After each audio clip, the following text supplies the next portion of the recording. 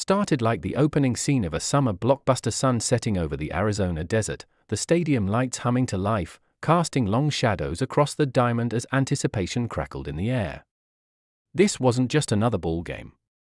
No, this was drama with stakes, tension with teeth, and on this particular Sunday evening, it was the Los Angeles Dodgers who stepped onto the field not just to play, but to perform.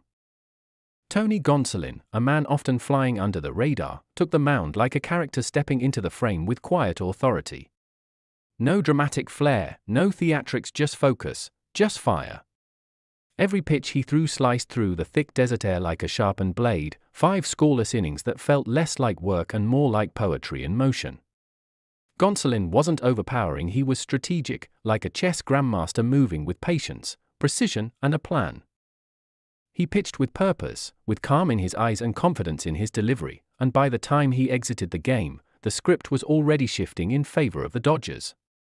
But Gonsolin didn't work alone. Every hero needs a co-star, and Freddie Freeman delivered a performance worthy of a standing ovation.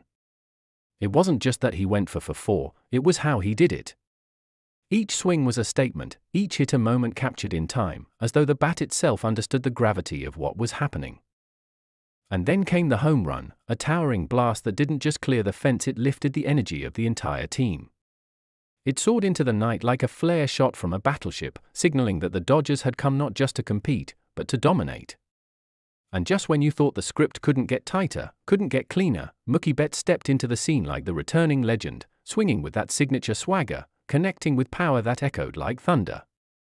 His homer was less about the run on the board and more about the warning it carried, that when Betts and Freeman are both locked in, there's little hope for anyone standing in their way. This wasn't a team scratching out a win, they were dismantling a challenge, brick by brick, at bat by at bat. With 18 hits on the night, it wasn't a slugfest, it was an exhibition, a lesson in how to methodically wear down a team, take their breath, and leave them with nothing but the realization that they'd just been outclassed. And in the backdrop of this perfect storm, San Diego's stumble in Colorado painted the full picture, because while the Padres fell, the Dodgers rose, reclaiming the division lead with a sense of inevitability that felt almost cinematic. This is what great teams do, they adapt, they respond, and when the moment calls for it, they rise. But let's rewind just a little. The 4-game series with Arizona wasn't all smooth sailing. The Diamondbacks had taken their shots, made the Dodgers uncomfortable, and proved that they too were hungry. That's what made this final game matter so much, not just to win, but to respond. The Dodgers could have coasted, could have mailed it in after a couple of rough outings, but instead, they showed up with intensity, with grit, with the kind of edge that separates the good from the elite. From the dugout you could sense it. This wasn't just about playing well, it was about making a statement.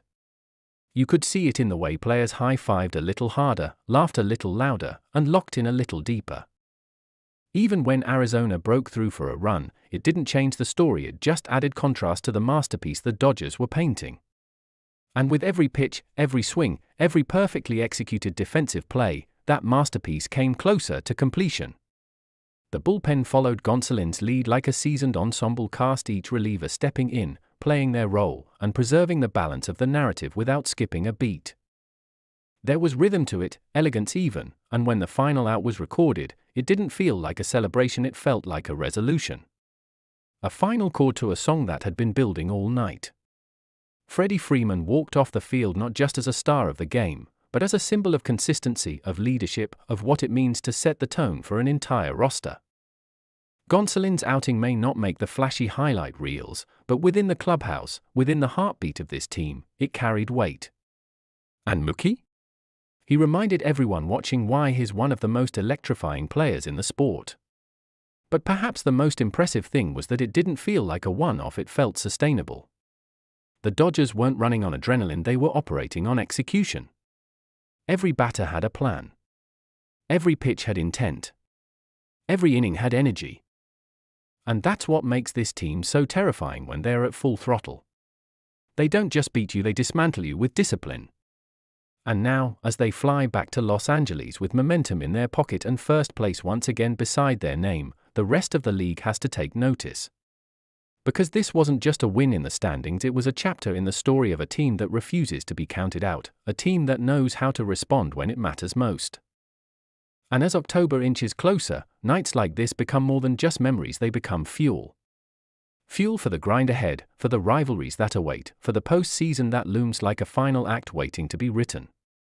And you better believe the Dodgers have their pens ready. They've written this story before. They know how it ends. And if this game was any indication, they're ready to do it again, scene by scene, pitch by pitch, win by win. Because for this team, it's never just about one night. It's about legacy. And legacy, just like baseball, is built one unforgettable performance at a time. It was a night that felt more like a statement than just another regular season game, a reminder that when the Los Angeles Dodgers click into gear, they're not just playing baseball, they're orchestrating dominance. Picture this: the Arizona desert, the roof closed at Chase Field, fans filing in with a quiet optimism, hoping maybe their Diamondbacks could chip away at the momentum of a division rival. But then came the sound of leather popping in the mitt, of bats cracking with precision, of cleats cutting through the base paths like blades on ice. Tony Gonsolin, not always the flashiest name in the Dodgers rotation but undeniably effective, took the mound like a man on a mission. 5 scoreless innings later, he walked off, having silenced Arizona's lineup with surgical precision, mixing pitches, working corners, and never letting the moment grow too big. Gonsolin didn't just pitch, he dictated. And while the Diamondbacks tried to find a pulse offensively, the Dodgers lineup came alive like a well-rehearsed symphony, led by none other than Freddie Freeman, who turned in a performance that reminded everyone why he's one of the most consistently dangerous hitters in the game. For 4, a home run that sailed deep into the Arizona night, line drives that barely had time to rise before they shot into the outfield. Freeman's bat was more than hot, it was untouchable. And as if that wasn't enough, Mookie Betts decided to throw his hat into the ring, launching a bomb of his own that sent Dodgers fans in the crowd into a frenzy. 18 hits in total, a relentless offensive assault that wasn't just about the long ball but about stringing together quality at bats, wearing down pitches, and showing what it looks like when talent meets focus.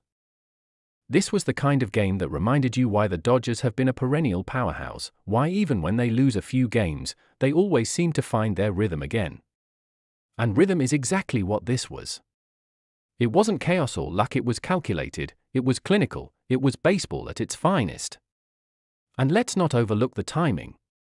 With San Diego stumbling in Colorado, the Dodgers' win didn't just pad the win column, it reclaimed the top spot in the National League West. One game might seem like a small margin, but in a division this competitive, every inch matters. And what made this victory even sweeter was the way it capped off a hard-fought four-game series. Arizona had punched back earlier, taking a couple of games and making things uncomfortable, but Los Angeles refused to leave town on a sour note. They came out with purpose, like a team that knew what was on the line. It wasn't just about beating Arizona, it was about resetting the tone, about reminding the rest of the league that the Dodgers are never down for long. You could see it in the dugout, players laughing, coaches locked in, a vibe that was equal parts business and brotherhood. Even when Arizona tried to scratch out a run, eventually getting on the board, it felt more like a consolation than a threat. The Dodgers had built a wall too high, a lead too wide, and a game plan too perfect to be derailed by a late-game rally. And Gonsolin? He set the table beautifully, handing it over to the bullpen with the kind of trust that only comes when everyone is pulling in the same direction. There were no wasted pitches, no unnecessary risks, just efficient, intelligent pitching that neutralized hitters and allowed the offense to shine. It's not always the flashiest outing that makes the biggest impact, and Gonsolin's 5 shutout innings were exactly what the Dodgers needed. Then there's Freeman. What do you even say about a guy who goes for 4 with a homer and looks like he could have kept hitting all night? His swing was balanced, his timing impeccable, and his ability to hit to all fields keeps pitchers honest in a way few others can. Every time he stepped in the box, you felt something was going to happen, and more often than not, it did. Combine that with Betts doing Betts things, and you have a duo that can carry a lineup on any given night. But this wasn't just a two-man show. From top to bottom, the Dodgers lineup was alive, putting pressure on Arizona from the first inning and never letting up. Singles turned into doubles, routine plays turned into close calls, and you could feel the Diamondbacks' defense wearing down under the weight of it all.